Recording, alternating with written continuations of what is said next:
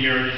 The last 3 years we've inspected it every year because there were, we call them flags, they're structural issues that crop up that need a little bit more analysis and investigation. So we've inspected it in 08, 9, 10, and 11. In August of 11, the bridge looked pretty much what we expected, nothing surprising, in particular the bearings. And I invite you to come up when we're done. You certainly can't see anything on here. This is the signs that we have out there now and the signs that we are proposing. And this little display up here is a picture of the rocker bearing that we have a problem with.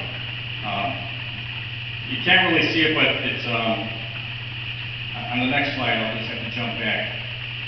As much as you can see this, this bevel portion on the bottom will rotate back and forth with the thermal expansion of the bridge. In the warm months, as the bridge expands, it'll rock out like it is here. In the colder months, it'll rock back in. And in August, it was warm. It was out where it should be, so there wasn't a problem identified. As we were preparing for the project in December of last year, notice that the bearing was in an expanded position, that summertime position.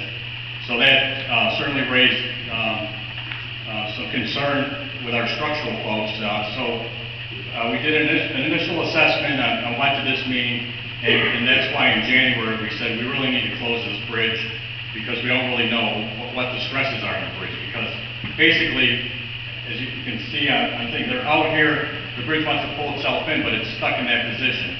So the bridge is basically trying to pull itself apart. So we had to do a lot of analysis to see how severe did we think this was.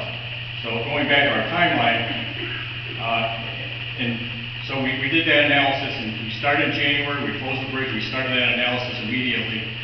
And we said it would take us about 4 to 6 weeks.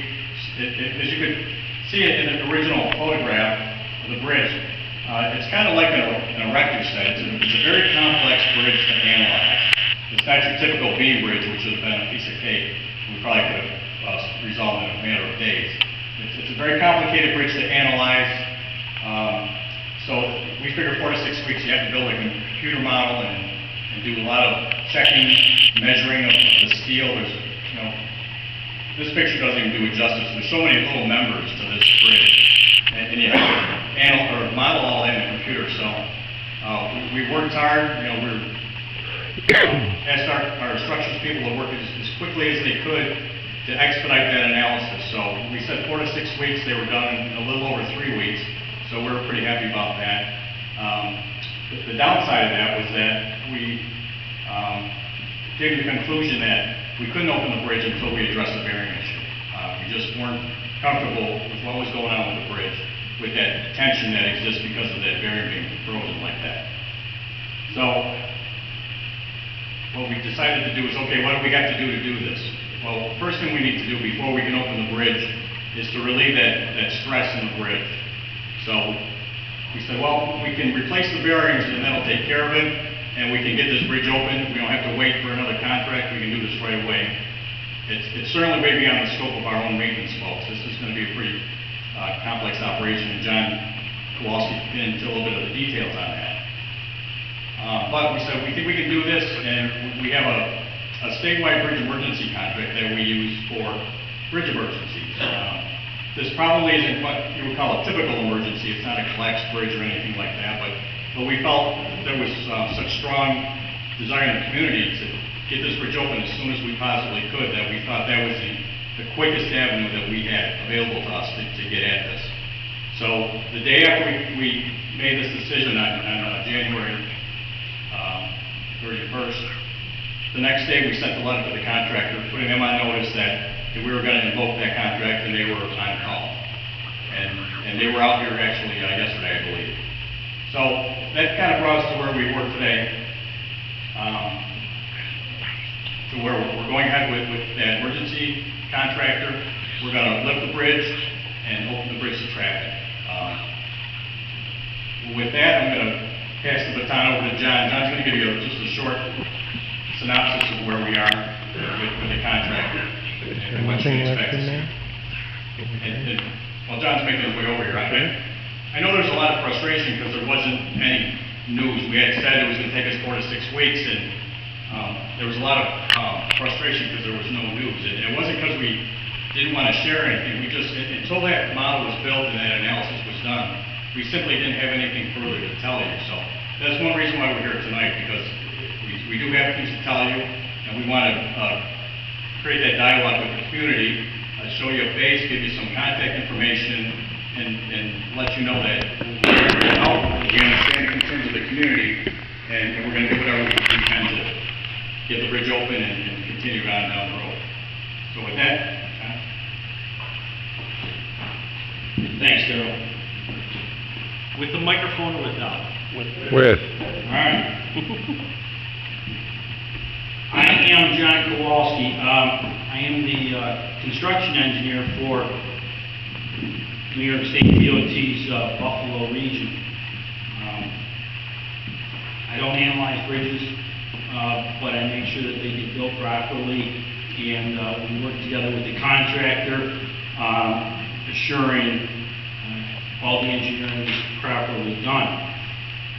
That's the reason why I'm here tonight, to kind of clue you in on where we are with that stuff.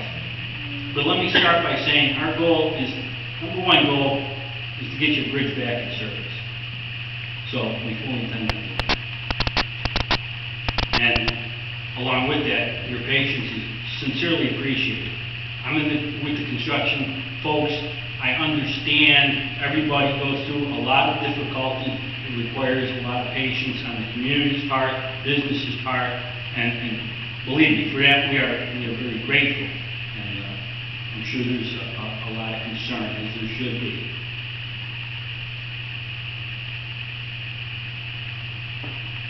As Darrell said, the department has a statewide, not just regionally, but it's statewide purposes, a kind of an on-call demand emergency type contract. It's suited for critical bridge conditions. The bridge washes out, much like what happened during Hurricane Irene last year to the eastern parts of the state, or something like this happens, where a critical bridge is in need of some fast repair work. It's important that everybody understands that the department is not operating on a business as usual pattern by bringing this contractor up. Normally, in order to get construction contracts, a full-blown design with everything that goes along with that, a set of plans, preparation for bids, advertising for bids, and eventually the review and the award of the contract do take months. Just the process alone is very thorough and arduous. The ability to bring in a contractor rapidly like this, as Darrell mentioned, after the structural folks had gone through sufficient amount of analysis and felt we could get this thing open, a decision by the executives were quickly made that will mobilize this emergency contract. So I kind of wanted to stress that this is certainly much faster than normal, and we're going to be able to see physical work going on very shortly. In fact, there's engineering work that's going on as we speak. So I'd like to just emphasize that point and also inform you that a contractor's name is a company by the name of D.